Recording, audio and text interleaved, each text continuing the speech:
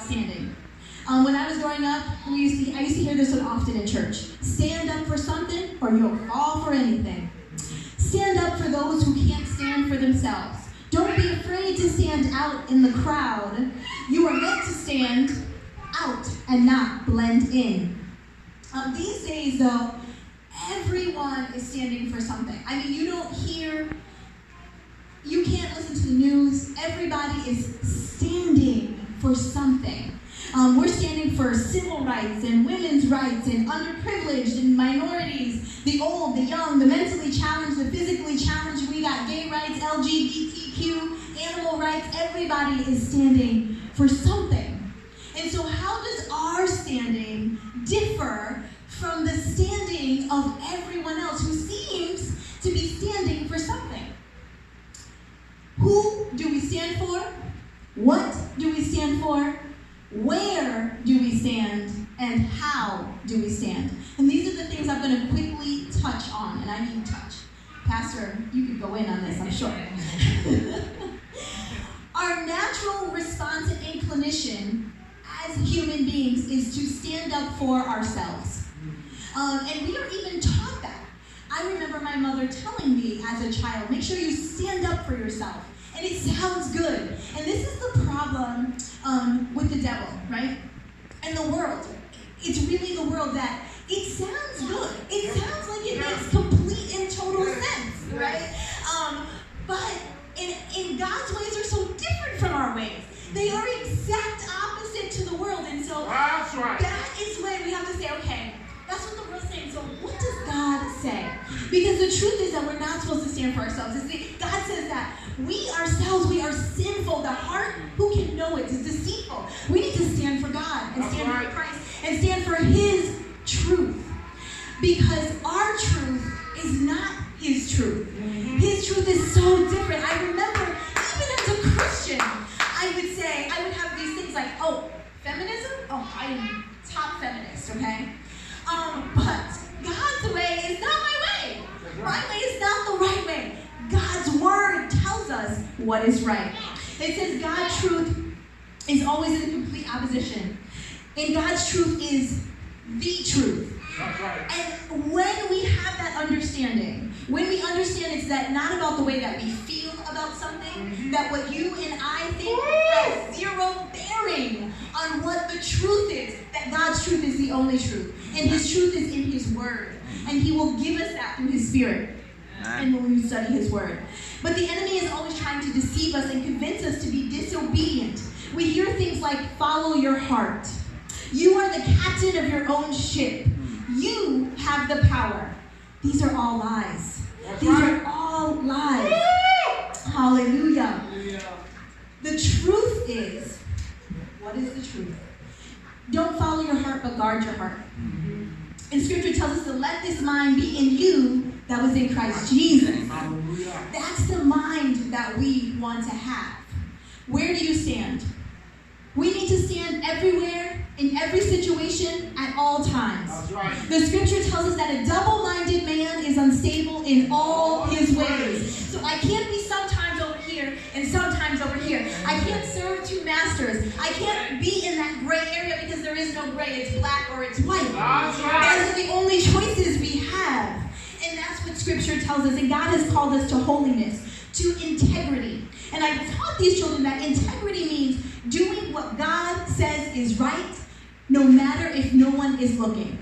In the dark, in the secret, in your hiding place, doing what God said is right. That is integrity, and that is what God has called us to. It's 1 Corinthians 15, verse 38 says, be steadfast, immovable, always abounding in the work of the Lord. Philippians 1, verse 27 says, conduct yourselves in a manner worthy of the gospel of Christ. When people look at us, they should see the gospel. When they hear our words, they should hear the gospel. And if that's not happening, we need to make some adjustments. We need to talk to Jesus and say, Lord, fix my heart. Lord, fix my mind. Lord, clean me up and help me to walk righteous with you. The Scripture tells us that, as the children have said, that we are peculiar people that are called out of darkness. I don't know if you've ever seen a candle in a dark place. place. But one little tiny candle shines bright in a dark place. And that each and every one of us are called to be that light. And just like Shadrach, Meshach, and Abednego, who stood to their own peril, they were told that they would be thrown in a fiery furnace. And most of us, if we were going to be told that we were going to burn in a fire, we'd be like, okay, never mind. But they stood. And here's what happened when they stood. The king's heart was changed. So God showed up for them. They made a decision. God showed up, and then hearts were changed. That's what we are called to do. We're called to stand. God will show up for us, and hearts will be changed. Hallelujah. And we see that time and time again in the Bible. When we look at the life of Joseph, Joseph's brothers hated him. They sold him into slavery. His life seemed like God had denied him, right? He was sold into slavery, but guess what? He got somewhere, and God brought him up. And then, but he knew the faith of Joseph, so he allowed him to be brought back down. But God always brought him back up. And when he brought him back up, he brought him up higher than the first time. Hallelujah! God will show you His favor. He will show you His power if you stand. If you stand on Him, this is how we stand. We stand with the whole armor of God.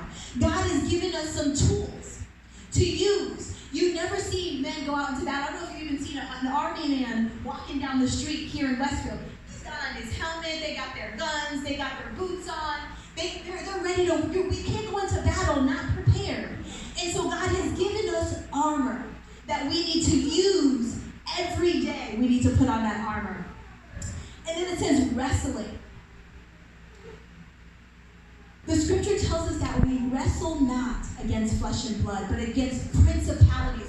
There's some things going on in the spiritual realm, and that's what we're wrestling against. And a lot of times we get irritated with people, and I've been teaching the kids about getting mad with people, getting frustrated with people, seeing people as our enemies. But that's not the case. That is not the case. They are being used by the enemy, but they are not our enemy. And that's why the scripture calls us to love them. That's so oppositional to what we know. If you smack me, I'm going to smack you back. That's what we know. But that's not God. That's not what He said. The scripture says that we need to love them, pray for them, even bless them, which is such an odd frame of mind to those who don't know Christ. But that's how we stand out. That is us standing out, is when we love one another, when we love those that seem unlovable. Because we wrestle not against flesh and blood. And here's the thing, I don't know if you've ever seen somebody really wrestle, like high school wrestling. But when you go into wrestling, you got to get low. You got to get in preparation. We need to get low in prayer. We need to get deep in the Word so that we can prepare for the battle that is coming for us. And then here's the thing about wrestling. Once you get low, you get underneath, you get them down, and then you stand up as victor. And that is what God is calling for us. Hallelujah. To stand up in victory, be the last man standing. Hallelujah. Thank you, Jesus. Hallelujah. We stand in faith because God is a promise keeper. I gave the example of a chair. Now, when all of you sat down in that chair, you didn't think about it. You just sat your tail down in the chair, and your expectation was that chair was going to hold you. But we don't often, sometimes we doubt the God that we serve. More than we doubt that chair, that handmade chair. But we serve a God who is faithful, who always keeps His promises. And when we trust in Him, He will show us every single time who He is. And not only does He show us, but He shows others. He shows the world who He is through us. And our last point is we stand together. We need each other. The scripture tells us that we're a body. And anybody who is lacking an arm is called handicapped. If you're lacking a hand, it's called handicapped. If you're lacking a foot, any part of the body, it handicaps you. Which means that each part of the body needs the other part of the body to be whole. And we need each other as the family and body of Christ. And just as Moses stood up there and he held up the staff and they were winning, as long as he held up, but he got tired. And sometimes we get tired. But we need to lift each other up. They came and they held him up when he was And that's how we stand. We need to be accountable to one another, lift each other up, bear each other's burdens. That's what the scripture tells us, that we're there to bear each other's burdens, that my burden is your burden. But that when you win, guess what? I win too. Amen. Hallelujah. And we need to do that in love. And love is the thing that makes us strange and peculiar. Because love doesn't come naturally to us our human natural beings. It only comes through Jesus Christ. It is only through Christ that we can truly love people the way that He has called us to love people, to love each other. But the scripture says that they will know us by the way that we love. And that the whole law can be summed up in two things. Love God, love your neighbor. Stand up and stand out in Jesus' name. Amen.